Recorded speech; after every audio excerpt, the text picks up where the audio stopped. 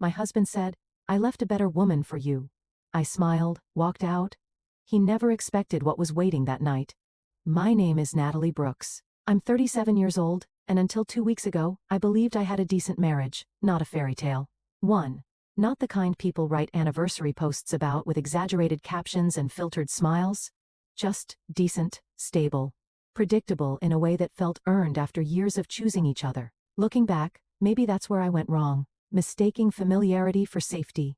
Marcus and I had been together for 9 years, married for 7. We met at a work conference in Denver, both killing time near a bad coffee station between panels. One conversation turned into a phone. Phone calls turned into 6 months of long distance. Eventually, he moved to my city. A year later. We were engaged a year after that. Married. It followed the trajectory. Everyone expects the kind. People stop questioning once enough time passes. We bought a house 3 years ago, 2 cars in the driveway, separate closets, shared grocery lists, conversations about kids that always landed somewhere in the vague future. Eventually, when things slowed down at the time, it felt reasonable. Marcus worked in corporate communications. I worked in project management, both demanding, both consuming. We told ourselves we were building something together, even when most days felt like parallel lives under the same roof. The first sign something was wrong wasn't dramatic. He just drifted. He started coming home later, not absurdly late, just late enough. That dinner cooled before he sat down. He took calls in the car before coming inside. Went straight to his office when he got home, door half closed, voice low. When I asked about his day, I got summaries instead of stories. Busy, long, same stuff, I told myself. He was stressed, his company was restructuring. People were getting laid off, anyone would be on edge. So, I adjusted. I cooked more, took on more of the household stuff, gave him space when he seemed overwhelmed. I didn't nag. I didn't accuse. I tried to be the supportive wife. I thought a good marriage required, but the distance kept growing. Anyway, date nights disappeared. Conversations became logistical. We were roommates who shared a bed and avoided eye contact while brushing our teeth. Then about 3 months ago he started mentioning her, not constantly, just enough. My ex used to love this place. My ex was really good at fixing things like that. My ex had the same car. I didn't say anything at first. I didn't want to sound insecure, but it sat wrong. He'd barely talked about her in all the years I'd known him. I knew the basics. They dated for 4 years. She'd gotten a job offer across the country. He didn't want to move. End of story or so. I thought 2 months ago his schedule changed again. More nights out, more work things. Happy hours. Weekend brunches. Always home. Eventually, always with reasonable explanations, but something in me had already started paying attention. The morning I saw the text wasn't intentional. He'd left his phone on the kitchen counter while he showered. It buzzed once. Last night was amazing. Can't wait to see you again. The contact name was just initials. My stomach dropped so fast I had to sit down. I didn't open the phone. I didn't scroll. I didn't need to. When he came downstairs, I was making coffee like nothing had happened. He picked up his phone, glanced at it, and smiled. That smile told me everything. "Who was that?" I asked lightly. "The text?" "Oh," he said quickly. "Just a coworker work thing." He was lying. I didn't confront him. Not yet. Over the next few weeks I noticed everything, the password lock on his phone that hadn't existed before, the extra care. With his appearance, the way his ex name kept slipping into conversations like an echo, he couldn't silence. 3 weeks ago, I finally sat him down. Told him I felt like we were drifting, asked if something was wrong. He said I was imagining things. He said I was paranoid. He said maybe I was projecting. Then last Wednesday happened. He was already at the kitchen table when I got home. A glass of wine in front of him, not his first. "We need to talk," he said. By the end of that conversation, he looked at me and said the sentence that cracked everything open. "I left a better woman for you. Maybe that was my mistake." The room went silent. I stared at him. Then I said softly, "Then go fix your mistake." And I walked out. I didn't have a destination when I left the house that night. I drove for almost 40 minutes with no music, hands tight on the steering wheel, replaying his words. Over and over, like my brain was trying to find a version where they hurt less. A better woman. Not a mistake, not a bad moment. A better woman. I ended up at my sister's place. She didn't ask questions. When I showed up past 9 with red eyes and shaking hands, she just opened the door wider, pulled me into a hug and said, "You can take the guest room." That kindness nearly broke me. I turned my phone off. I needed silence, needed my thoughts to stop colliding with each other around midnight. Curiosity, 1. Or maybe self-punishment. I turned it back on 21, missed calls, 14 text messages, all from Marcus. Where are you? We're not done talking. This got out of hand. I didn't mean it like that. Please come home. The last message had come in 10 minutes earlier. We need to talk now. I stared at the screen until it dimmed. Then I turned the phone face down and went to sleep. The next morning there were more messages. He'd escalated from irritation to panic. He'd even called my sister, who told him I was safe but needed space. Apparently that didn't sit well with him. I went to work anyway, buried myself in meetings and spreadsheets.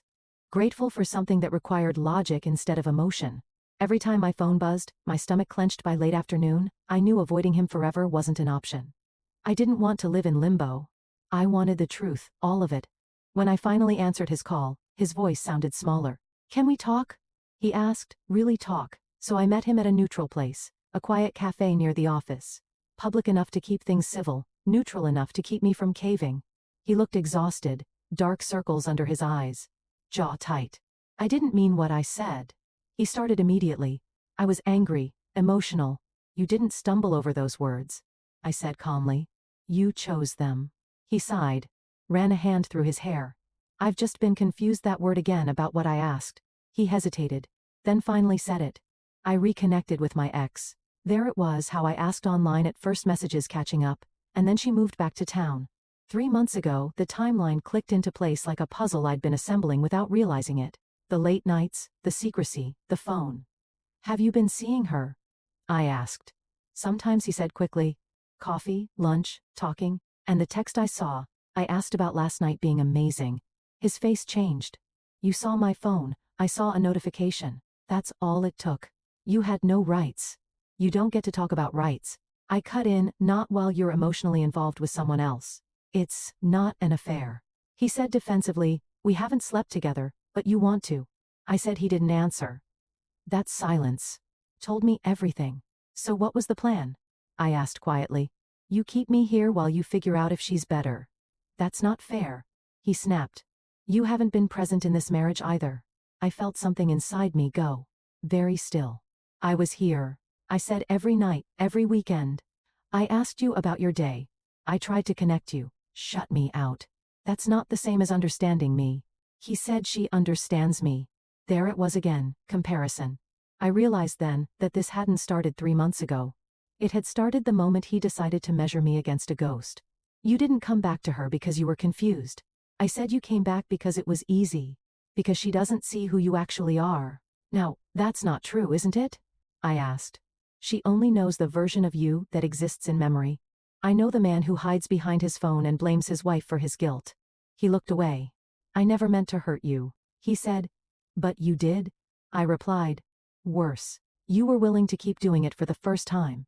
I saw fear in his eyes, not fear of losing me, fear of losing the option. When I stood up to leave, he reached for my hand.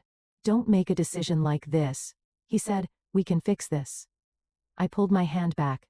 No, I said softly. You wanted to see if there was something better.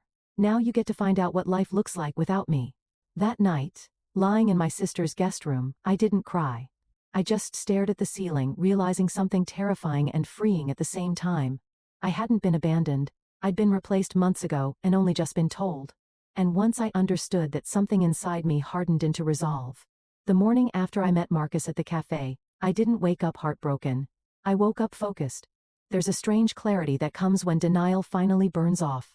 Once the story you've been telling yourself collapses, you stop wasting energy trying to hold it together.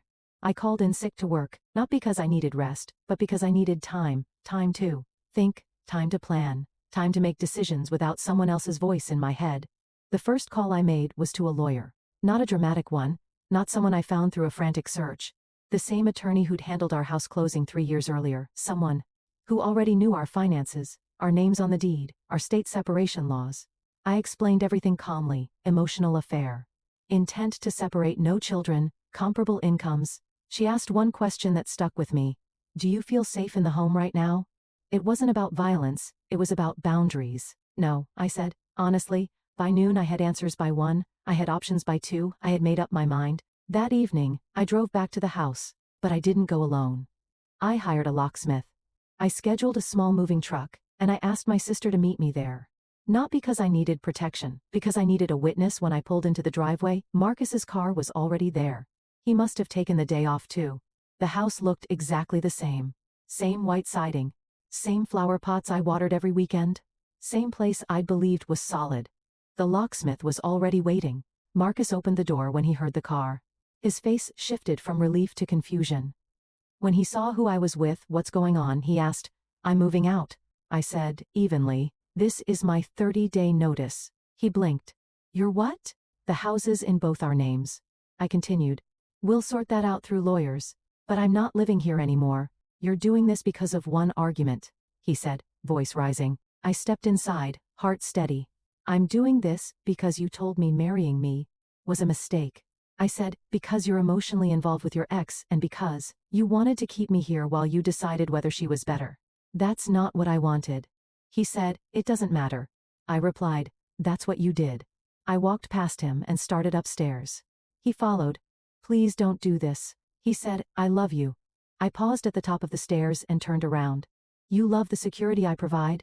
I said. "You love knowing I'll be here while you sort out your feelings." "That's not the same thing." The movers arrived shortly after I packed methodically. Clothes work, equipment, personal documents, things I had bought with my own money.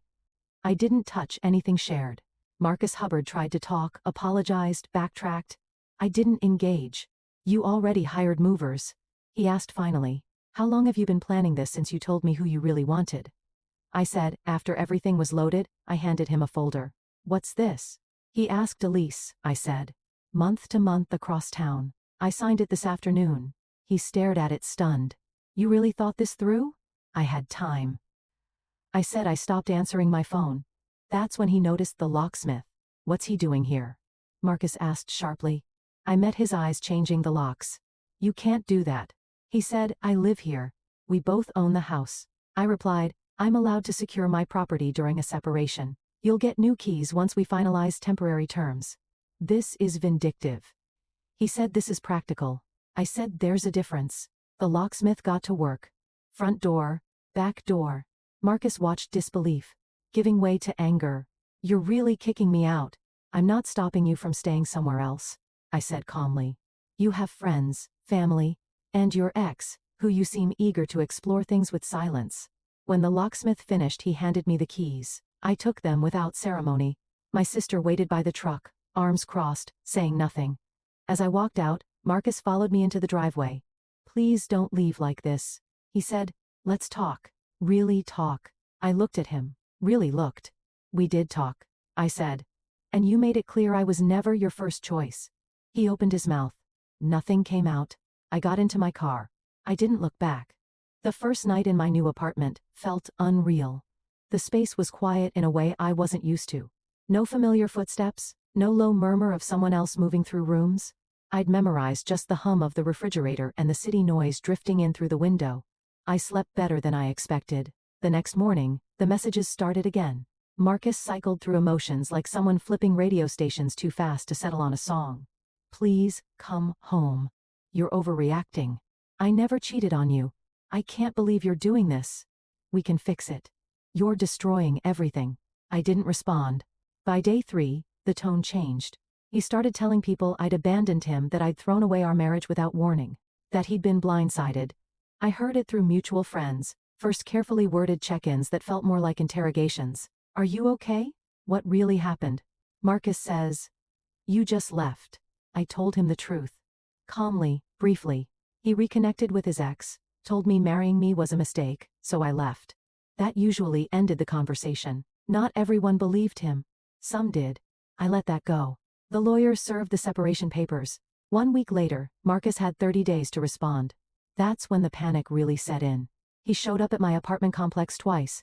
Security turned him away. Both times he left voicemails crying, then angry, then pleading again. I forwarded everything to my lawyer. 2 weeks in, he stopped contacting me directly.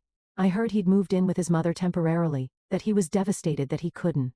I'd believe I'd given up on us, as if I hadn't been the only one trying for months.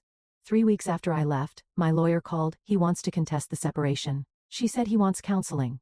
Another chance. No, I said immediately. She paused. You're sure? Yes. I said, file for divorce. Irreconcilable differences. Fair split of assets. No alimony. Clean break. She filed the next day. Marcus spiraled.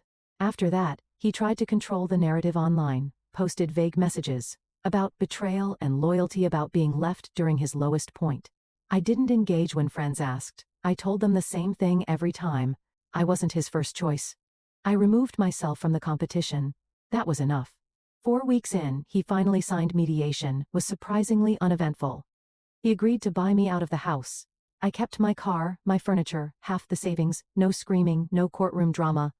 Just the quiet collapse of something he thought would always be there. I found out later, through the same mutual friends who'd once questioned me, that things with his ex hadn't worked out. Apparently she wasn't looking for anything serious. She'd recently come out of her own divorce, was enjoying her freedom, reconnecting with old flames. Marcus was just one of several. The irony didn't make me smile. It just confirmed what I already knew. I'd never been the problem. The divorce was finalized 6 months after the night I walked out. By most standards, that's fast, but we had no children, no tangled businesses, no reason to keep circling a truth. We both already knew. By the time the papers were signed, I had settled into my new life, new routines, morning walks, therapy. Every Wednesday evening, groceries bought for one person instead of two, a space that felt mine. In a way, the house never truly had therapy helped me understand something important. I hadn't just lost a marriage. I'd lost the version of myself who kept shrinking to make room for someone else's uncertainty. About 2 months after the divorce was finalized, I heard through the grapevine what had happened next. Marcus had tried to be with her, really tried dinners, weekends away, plans he'd never bothered making with me. Once things got comfortable, it didn't last. She wasn't interested in commitment. She'd been honest about that from the beginning. Apparently she liked attention, nostalgia. The way old relationships made her feel desired without expectation. Marcus hadn't been special, just familiar. When that fell apart, he reached out to me. One message. Can we talk? I need closure. I stared at it for a long time, then I deleted it. Closure isn't a conversation someone earns after they've already shown you who you were to them. Someone asked me recently if I regret how I handled everything. Moving out so quickly, changing the locks, not staying to work it out. I don't. Because the truth is, Marcus didn't want to fix our marriage. He wanted to keep me as a safety net while he explored whether something better existed. And the moment I removed that safety net, he panicked. Not because he loved me, because he realized he might end up alone. I spent 9 years with a man who quietly compared me to a past he never let go of, who measured our marriage against an idealized version of someone who never had to deal with real life alongside him. I refused to be anyone's second choice. Refused to compete with a memory, refused to wait while someone decides whether I'm enough. I'm 37 years old. I'd rather be alone than be someone's backup plan. And for the first time in a long time, that feels like freedom.